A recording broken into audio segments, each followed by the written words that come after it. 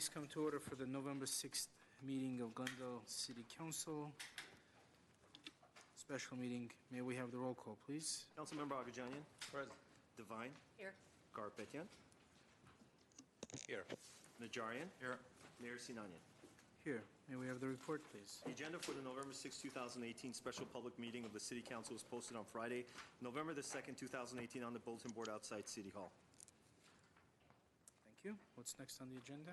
One would be Director of Community Development regarding Arts and Entertainment District Professional Services Agreement, PSA for Placemaking, Urban Design, and Technical Services. 1A, motion authorizing the City Manager to enter into a PSA in an amount not to exceed $725,491 with Studio 111. Mr. Mayor, members of the City Council, we're going to go directly to Jennifer Hiramoto from Community Development. Jennifer? Good afternoon, Mr. Mayor, members of Council. It is my great pleasure to bring this item to you. Once again, it may look familiar. We saw this almost 2 months ago. Since that time, we had an opportunity to visit some of the sites and to get some more feedback from you on elements that you would like to see within the scope. As you have seen in recent months, the response that we have received on Artsoc Paseo has been tremendous. On Saturday, there was a wonderful Dia de los Muertos event. We are coming off a successful summer where we had World Cup viewing parties, and coming soon, we will have our holiday decorations. If anything, over the past 2 years, what we've seen is there's great potential on the Artsoc Paseo, and even more within the Arts and Entertainment District. This contract today will hopefully deliver more on the vision that you have expressed that you would like. This is going to be your vision to establish an international arts and entertainment district. In the interest of time, I'm going to speed over some of these items as it's consistent with what we've expressed in the past few briefings.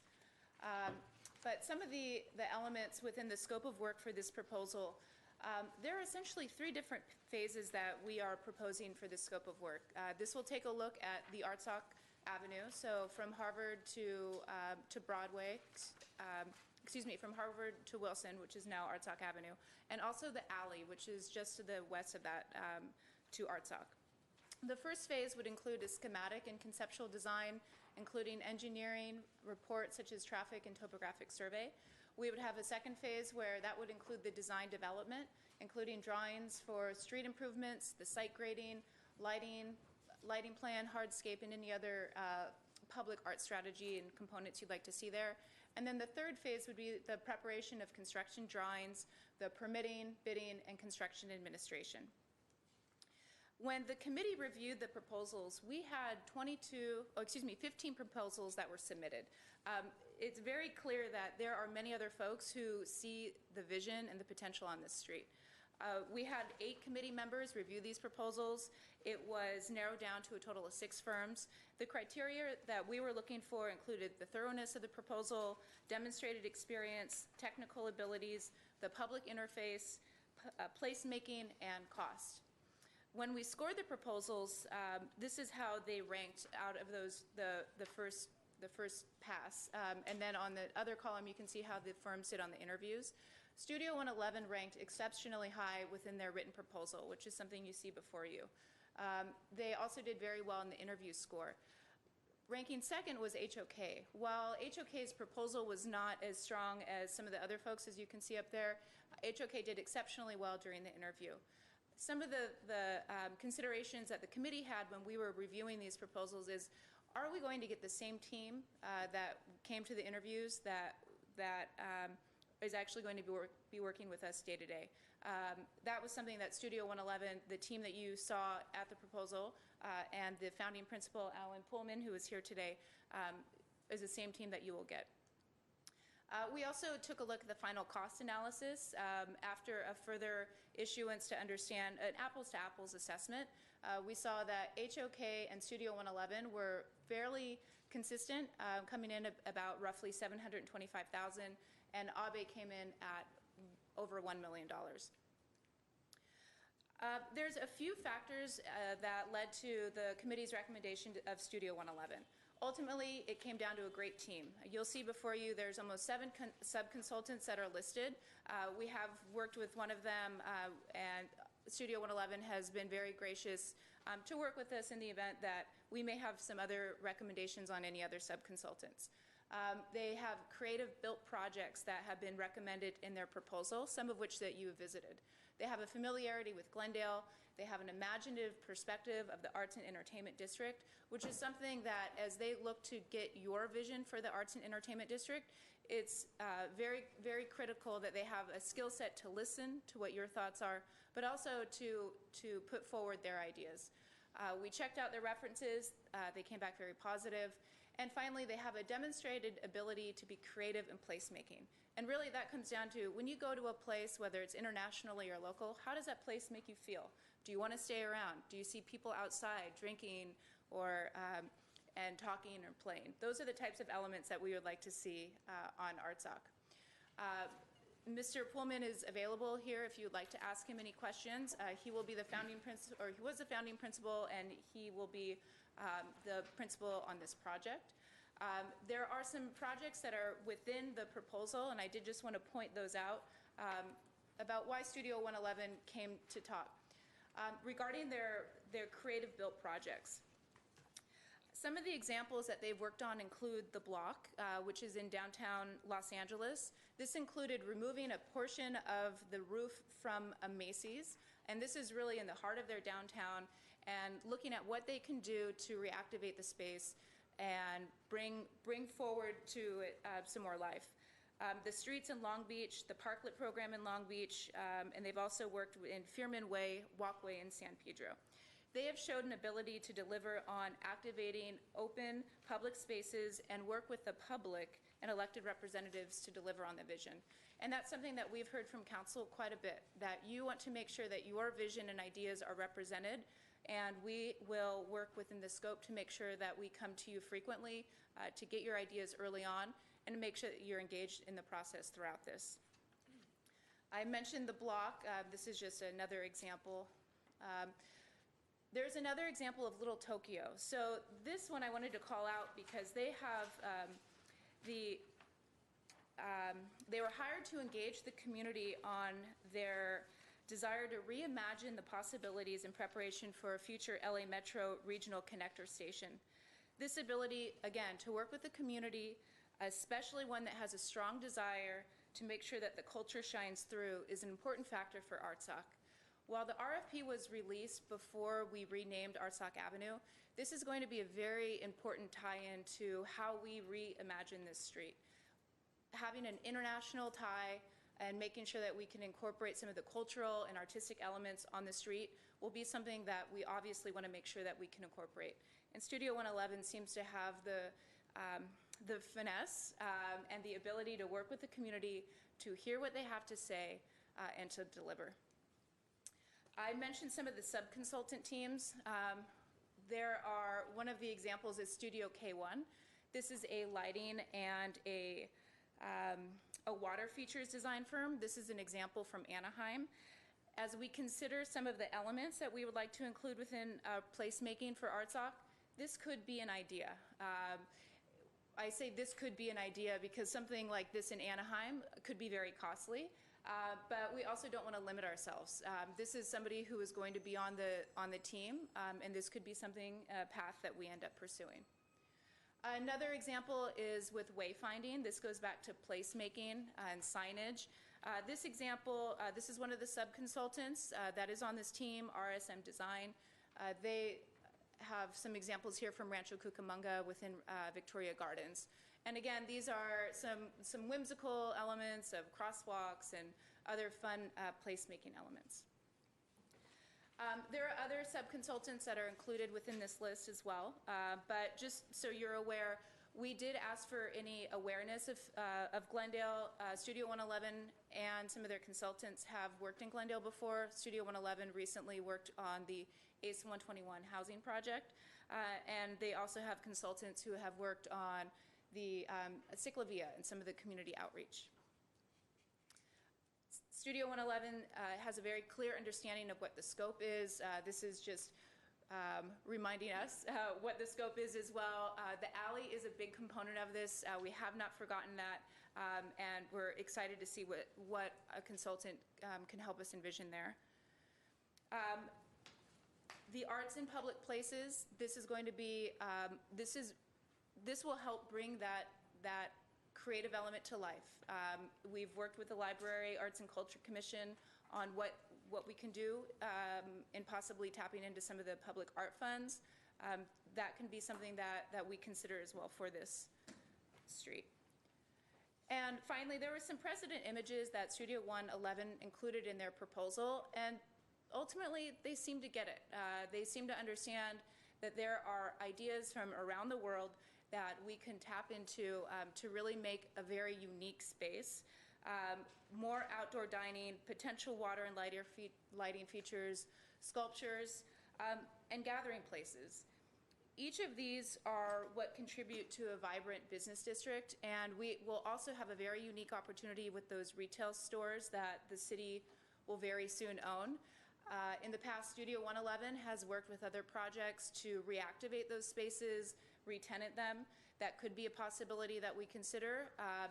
The city can also just look at, when the time is right, what we can do to reactivate those spaces, but make it more available and cohesive for outdoor dining and lighting, et cetera.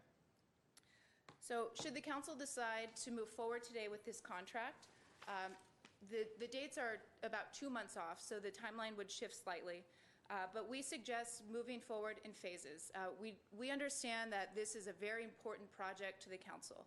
We've heard legacy used around, and we understand that we would like and we believe we can deliver. With that, having council involvement at every step of this is paramount. We suggest having the first phase, this is roughly that cost estimate at $256,000. If at any time you're not comfortable with the results, we can pause it and we can go a different direction. And you can see we would take a similar step with each of these phases. The total budget is $725,000. If we were to continue on this timeline, it would take us to early 2021. So with that, the staff is making the recommendation that City Council consider approving the contract with Studio 111 in the amount not to exceed $725,000. We would refine the scope of work to make sure that we schedule the various opportunities to have meetings with council, perhaps other public hearings, workshops. Of course, you have other alternatives. We can also choose to go forward with HOK. They came in very competitive. They ranked also very high. We believe that they would be able to go in and do a very, very good job as well. Or you can choose to enter into a contract with one of the other firms. Or, of course, do nothing. But we are hoping that you choose to move forward with the firm today. If you have any questions, Mr. Pullman is available to represent Studio 111. And with that, I would like to conclude my presentation. Okay, thank you, Ms. Miramoto. Questions, comments from council? No? Yep. Oh, well, I'll take Oh, yeah, go ahead, comments. Ms. Navarro. Thank you. You certainly make a very good case for Studio 111, I have to say. I did visit the block, and when I first saw it, I thought, well, there's not too much to this. But then it was pointed out to me that were there people there interacting? Yes. They were having breakfast, they were having coffee, they were on their computers, they were, mingling, et cetera. And that's what we're looking for, is designers that can bring that quality, that interaction, that kind of wanting a desire to be there, to sit there and whatever, have dinner or enjoy a program, whatever. So I can see how that was a good addition, and it definitely is in the middle of downtown. I mean, who could have imagined a little patio like, a big patio like that, middle of downtown? The pictures, I love the lighting. I'm just going to give you a couple of things that I really liked, just if you're taking notes or anything. But I love the whimsy. I think that's something that we're in color. The cultural aspect, I think, is really important on this street. So I think that you have a lot to offer. I would certainly support Studio 111 in this case. Thank you. Mr. Garpetian? Yes, thank you. Thank you, Mr. Mayor. We visited Long Beach as well to see the work. That's what I was asking for last time. I think Mayor Sinanen and myself, along with our economic development team, we visited Long Beach. But this space is a little bit different than what it was in Long Beach. And not that I don't want to take anything away from that project, but I think this space is a great space already. So I'm willing to move forward with phase one. I was not a big fan of the murals, to be honest with you. I wanted to be a space like to accommodate events like we had last Saturday. And this event,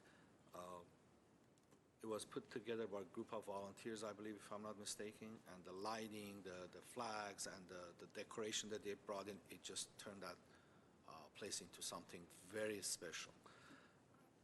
This Paseo, Arts of Paseo has to accommodate events like that, which is a lot of family-oriented events. We want to bring the residents of Glendale to this place. The international portion that you mentioned is very important to turn this into something for everybody. Also, as far as the arts go and arts pieces, since this is in the Arts and Entertainment District, I think we need to really reach out to the local artists and get them engaged. So that would be something that they can bring to the table to display some of their work. And also, currently we have that area closed off, the Paseo that is closed off right now. We talked about it last week as well. If one side of the street was open last week for that event, the other side, the sidewalk and the one lane, it would not have accommodated that event. I think it would have been such a skinny area. So for the design of this Paseo, I think we need to look into special events to be able to close off with ballards or what have you, that Paseo that we have today, and be able to use that and redirect the traffic through the parking lot, since it's going to be one way only. I don't know if it's north or south. I think it's going to be one way south. So that closed off area that we have today, which is a wider portion of the street, the entire thing, I think we need to look into programming it. So if we have a special event and we know a huge crowd is coming, we will be able to accommodate them and close off that area as well for special events. With that, Mr. Mayor, I'm willing to support phase one and move forward. Thank you, sir. Mr. Arjanian? Can you go to page 4? Of the PowerPoint or of the Yeah. proposal? Right. Yes, sir.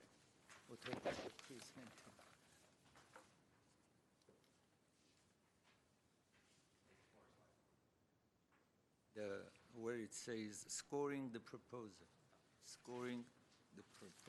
Page 5, I'm sorry. Page 5. Scoring the proposal. John.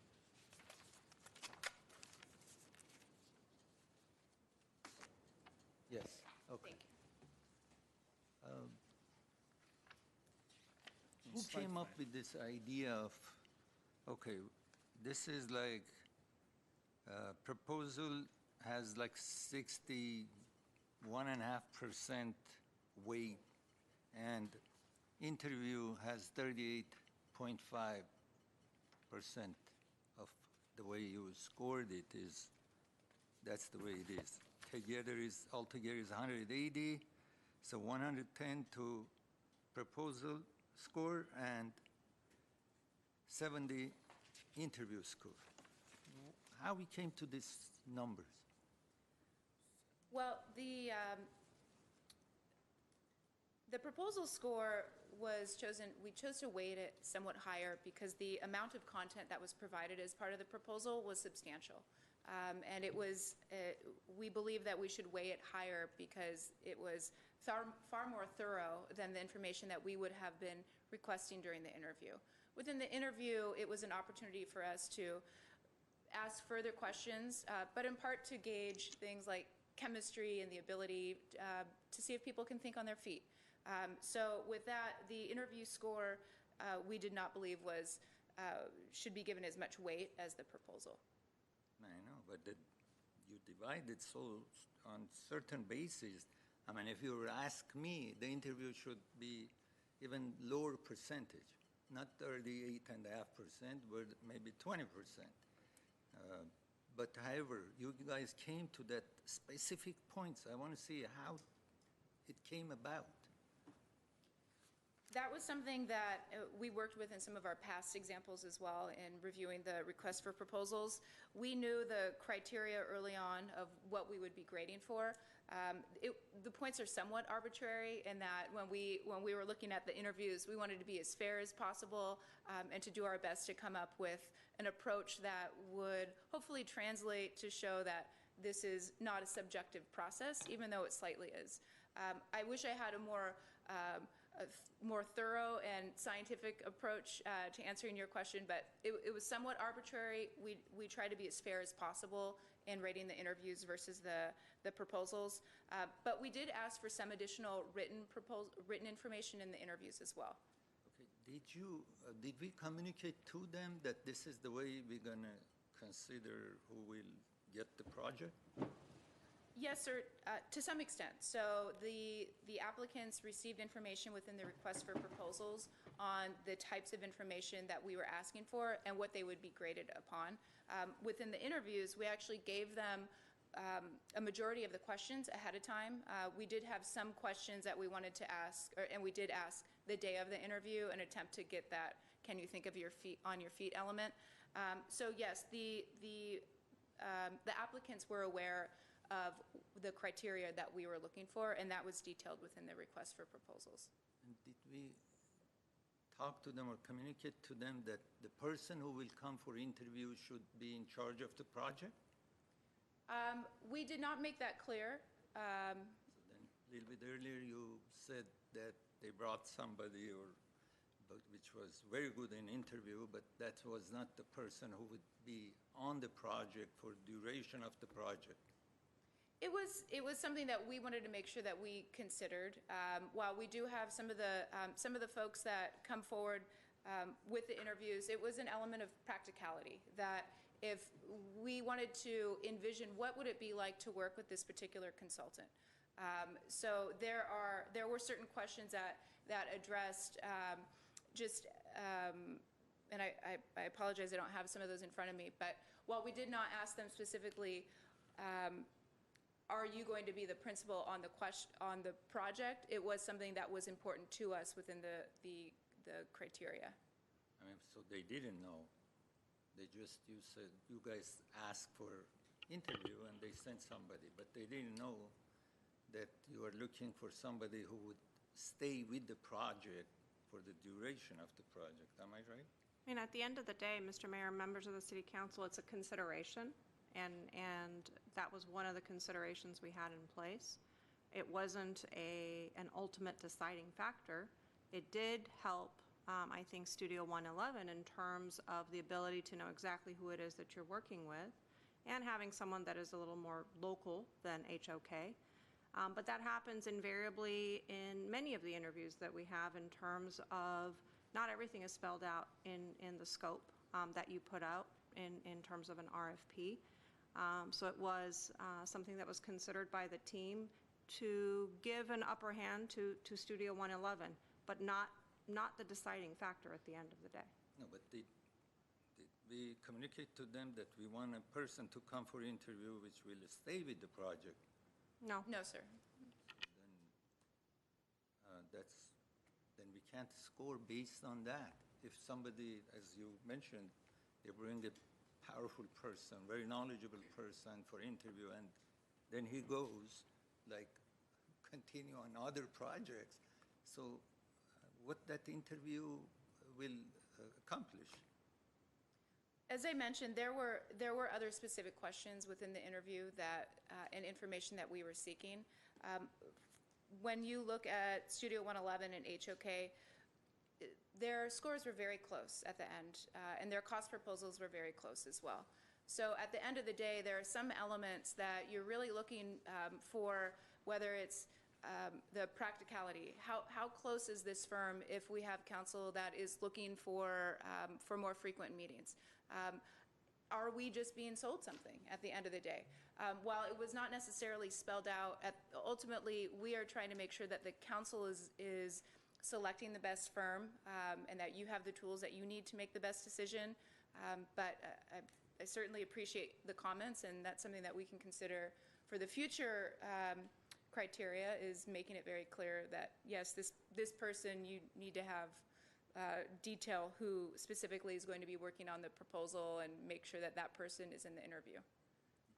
I mean, just my concern is that for the next time, when we are past this stage, that if we are interviewing and we are giving such a weight that 38.5%, we are saying how this interview will be conducted or what we get from the person who we are interviewing.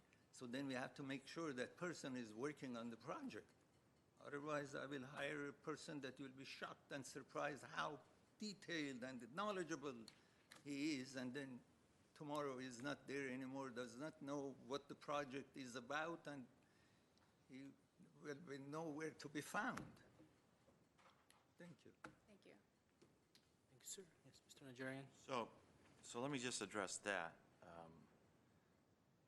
The recourse for any aggrieved party, any of the runner-ups, would be to file a protest to the RFP. Am I incorrect in that? I'm not sure there's a formal bid protest process, but there's always a... Either formally or informally. Right. I mean, let's say HK says, you know what, darn it, we would have done so much better, but you never told us that we had to have the person most knowledgeable to appear and to do that. So I don't think anyone has come and protested And at this I don't point, think, formally or I informally. don't think from a legal standpoint, the process can be, challenged in that regard. Well, at least from an equitable process. I mean, the points that Mr. Agajanian is making, if they said, wow, you never told us we had to have whatever. I mean, it could be the project manager who would follow it through, or any other sort of nuance of the proposal. So if they haven't complained about it, I mean, I don't think we should be looking for flaws in the system. No, but excuse me, Yes, if he is done, I'm sorry. My problem is there is too much emphasis on interview, and it's a very subjective matter. That's what I'm trying to say. If we are emphasizing on interview, then we have to be very careful.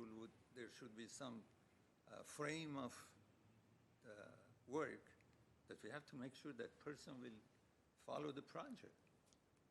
Well, they were aware of this. I mean, the weighting of these criteria were made available at the time it was issued. So, I mean, I'm not talking about this project. No, I know, I'm but in saying general. generally, I mean, in general, if we have an RFP out there and some people and an applicant would say, you know what, your scoring system was flawed, it was subjective, wasn't fair, you never told me, we could have done better, you had it in for me, you didn't like me for some reason or another. Generally, they have a chance to raise those legally within the process, or formally or informally. So, I'm sorry, for that kind of project, I don't want to, nobody will come forward to argue when they think the next time, then they're going to have no chance to get a project from this city. So that's why they don't talk. They say, okay, 725,000, I better not to say anything. we're all professionals. After I know, complaining, I know what you're still I saying. may not get it. Anyway, that was my concern. However, as you guys wish to do it, that's fine. Thank you. Mr. Najarian, anything substantive? Well, I just want to speak to the applicant, the winner. This has been a very sensitive part of our city for over 35 years. This was designed with the greatest hopes of a unique little neighborhood shopping block, a 2-block area, and it has fallen flat for 30 years, 33 years. And it wasn't until council got involved and the mayor got involved, and we all sort of pitched in and put our vision in our unprofessional and untrained way. We said, well, let's block off certain areas and create some sort of activity in there. And we, through community development staff, we tried to program it with Dia de los Muertos, through political rallies, through football, soccer watching festivals, through trying to bring in a particular mix of retailers. So we've been trying really hard. I think we're just starting to get above water with our efforts. So we really are looking to you and your firm to make this quite a spectacular location in the city of Glendale. I mean, we're going in that direction. You know, the untrained, none of us are planners, are urban planners. Since we're elected, we know everything though about the city, but I think really that's what we're looking for. And we like the pictures, we like the artwork, and we're sort of handing the ball off to you now to really make this thing to be the success that we've all envisioned previously and are now catching just a little glimpse of with some of these activities that we've had lately. So, Thank you, Mr. Najarian. And I'll just add on to what my colleagues stated. This is a very special area. The bones are there. It's already a pretty place. It just somehow it just hasn't worked out. And I think, and I'm not a very visual person. I am not one of those people who sort of looks at a space and already sees the finished product. But for whatever reason, I looked at Artsakh, what used to be Maryland. I mean, I see it. I saw it then, I see it now. And, you know, in 2013, when I asked staff, city engineer was certainly there at the meeting, and I believe Yasmin Beers was there. Maybe some of our economic development people may have been there too.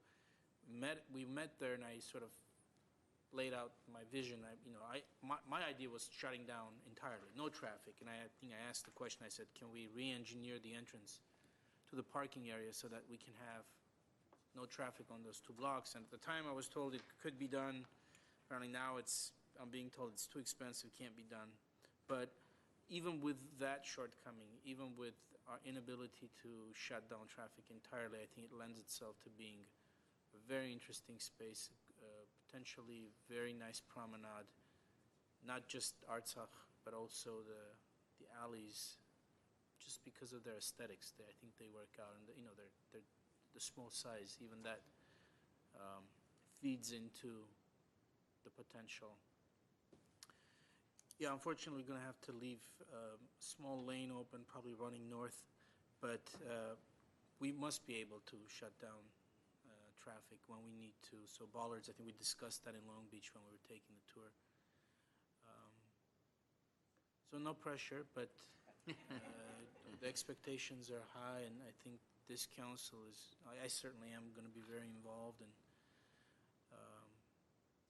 if that's something you're ready to take on, then it looks like this thing's yours. We're entrusting a baby that we love very much to you, and we're going to expect top-notch performance on it. So with that, if my colleagues will move the item. I'll move the item. And I'll call for roll call, please. Councilmember Agajanian, Yes. Devine, Yes. Garpetian, Yes. Najarian, yes. Mayor Sinanian. Yes. Thank you. And what's next on the agenda? Mr. Mayor, before you move on to the next item, if I may, please, based on the fact that it's Election Day today and we have one item under consent for council this evening at 6 p.m., and the calendars of council members, it doesn't look like we're going to have a quorum this evening, sir. So with that in mind, we are going to cancel the meeting if it's okay with all of the council members, based on the fact that we will not have a quorum this evening at 6 p.m. The item that is scheduled for this evening under consent will be moved to next week. Okay. Do we need to take action on that, or No. just silence will suffice? We just won't have a quorum, so. All right. Very well. With that, do we have a motion to adjourn? So moved. And we're adjourned at 4:05.